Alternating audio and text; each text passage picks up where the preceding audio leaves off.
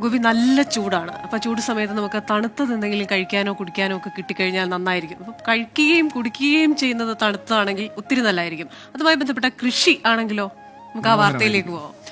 ചുട്ടുപൊള്ളുന്ന പകലിൽ കിളിമാനൂരുകാർക്ക് കുളിരേറിയ തണ്ണിമത്തൻ ദിനങ്ങൾ സമ്മാനിക്കുകയാണ് തിരുവനന്തപുരം പോങ്ങനാട് സ്വദേശി സമീർ. പാട്ടത്തിനെടുത്ത 3 ഏക്കർ സ്ഥലത്താണ് സമീർ തണ്ണിമത്തൻ വിളവെടുത്തിരിക്കുന്നത്. കാണാം. കിളിമാനൂരിനിത് തണ്ണീർമത്തൻ ദിനങ്ങളാണ്. കിളിമാനൂർ പോങ്ങനാടുള്ള 3 ഏക്കറോളം വരുന്നൊരു വയലിൽ നിറയെ തണ്ണിമത്തൻ പഴുത്തു പാകമായി വിളവെടുക്കാൻ ഒരുങ്ങി നിൽക്കുകയാണ്. ഇത് വിളവെടുപ്പ് കാലം.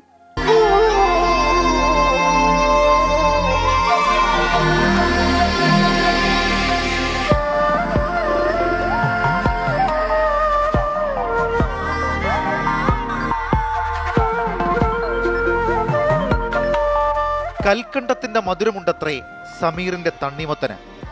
3 ഏക്കർ സ്ഥലത്ത് വെറും 60 ദിവസം കൊണ്ടാണ് 3000 തണ്ണിമത്തൻ വിളയിച്ചത്.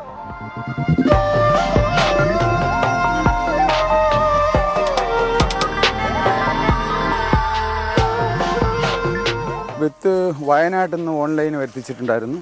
ഫാം ഹൗസിൻ്റെ വിത്തുണ്ടായിരുന്നു, പക്ഷേ ആ വിത്ത് കുറേ പൊടിച്ചില്ല. ഇതെല്ലാം നല്ല മധുരമുണ്ട്. ഇത് നമ്മൾ അടുത്ത് 2 ദിവസം നമ്മൾ സ്റ്റോക്ക് വീട്ടിലിട്ടേക്കണം. പണ്ടല്ല ഒരു 4 ദിവസം ഇട്ടിരുന്ന് കണ്ടിച്ചാൽ മധുരം കറക്റ്റ് മധുരം നമുക്ക് കിട്ടും. ഇത് വന്നില്ലെങ്കിലും ഇത് പഴുത്തണം നല്ല കരിപ്പച്ചൊരു സൗണ്ട് ഉണ്ട്, പൊള്ളായിട്ടൊരു സൗണ്ട് ഉണ്ട്, അകത്ത് പൊള്ളായിട്ട് സൗണ്ട് ഉണ്ട്. ആ പൊള്ളയാണ് നമ്മൾ തിരിച്ചറിയാനായിട്ട്.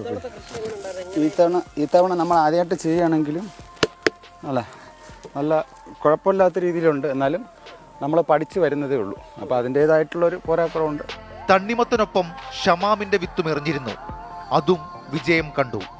കക്കയെല്ലാം പിരിച്ച് മണ്ണിനെ പരുവപ്പെടുത്തിയതിന് ശേഷം പിന്നെ കോഴിവളം, എല്ലുപൊടി, വേപ്പൻ പിണ്ണാക്ക്.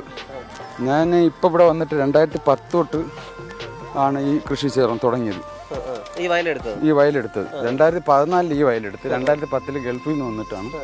ഈ ഒരു വിദേശത്തായിരുന്നു. പോകുന്നതിന് മുമ്പ് ജന്മനാ കൃഷിയുണ്ട്. കൃഷിയോടാണ് ഹരം. 2010 മുതൽ കാർഷിക രംഗത്തുണ്ട് സമീർ. ആദ്യം വാഴയും പച്ചക്കറിയുമായിരുന്നു കൃഷി. ഉഷ്ണകാലത്തെ സാധ്യത തിരിച്ചറിഞ്ഞാണ് തണ്ണിമത്തനിലേക്ക് തിരിഞ്ഞത്. വെല്ലുവിളി ഉണ്ടായിരുന്നു. ഒരു കൈ നോക്കാമെന്നായി പിന്നീട് ചിന്ത. വയനാട്ടിൽ നിന്നും വിത്തെത്തിച്ചു. പൂർണ്ണമായും ജൈവകൃഷി. പന്നിശല്യത്തിന് സെൻസറും ഘടിപ്പിച്ചു. കൃഷി ഓഫീസറുടെയും കുടുംബത്തിന്റെയും സഹകരണം കൂടിയായതോടെ മികച്ച വിളവ്. പന്നിയോ ആളോ വണ്ടോ എന്തെങ്കിലും കാറ്റടിച്ചാലും മതി. ഇതിൻ്റെ 7 മീറ്റർ ഗ്യാപ്പിൽ എന്ത് വന്നാലും ഈ സെൻസർ ഓൺ ആവുകയും ചെയ്യും. ഇതുപോലെ അടിക്കും. അല്ല മൃഗങ്ങളായാലും പട്ടിയായാലും പന്നിയായാലും കംപ്ലീറ്റ് ഓടും. അത് ലൈറ്റും എല്ലാം കൂടെ ഓടുകയാണ് വരുന്നത്. ഇപ്പോഴത്തെ കൃഷി വകുപ്പ് എന്ന് പറഞ്ഞു കഴിഞ്ഞാൽ അവർ ആഴ്ചയിലൊരു ദിവസം അവരുടെ വരും. ഒന്ന് നല്ല സപ്പോർട്ടാണ്. കൃഷി വകുപ്പ് എന്ന് പറഞ്ഞാൽ കൃഷി ഓഫീസർ വരുന്നുണ്ട്, അസിസ്റ്റൻ്റ് വരുന്നുണ്ട്, പിന്നെ AD വരുന്നുണ്ട്. ഒരു 6000 കായേ ഞാൻ പ്രതീക്ഷിക്കുന്നുള്ളൂ. ഓരോ ചെടിക്കും കൃത്യമായ അളവിൽ വെള്ളമെത്തിക്കുന്ന പ്രിസിഷൻ ഫാമിംഗ് രീതിയാണ് കൃഷിക്കായി ഉപയോഗിച്ചത്. ഭാര്യ സഫീല, മക്കളായ അജ്മൽ, അൻസിൽ എന്നിവരാണ് സമീറിന്റെ കരുത്ത്. അങ്ങനെ നമ്മുടെ സമീർക്കായും മകൻ അൻസിലും ഉണ്ണിച്ചേട്ടനൊക്കെ ആയിട്ടുള്ള ഒരു ഗംഭീരമായ വിളവെടുപ്പ് സമയം കഴിഞ്ഞിരിക്കുകയാണ്. നേരെ സന്ധ്യയായി. കൗതുക കൃഷിക്കല്ലാതെ നമ്മുടെ നാട്ടിലും തണ്ണിമത്തൻ വ്യാവസായിക അടിസ്ഥാനത്തിൽ കൃഷി ചെയ്യാമെന്ന് തെളിയിച്ചിരിക്കുകയാണ് ഇവർ. ആർക്ക് വേണമെങ്കിലും ബന്ധപ്പെടാം എന്നാണ് ഇവർ പറയുന്നത്. ക്യാമറാമാൻ സിറിൽ ഡി ലെസ്ലിക്കും മണിക്കുട്ടനും യദുവിനുമൊപ്പം സലിം മാലിക്, 24 തിരുവനന്തപുരം.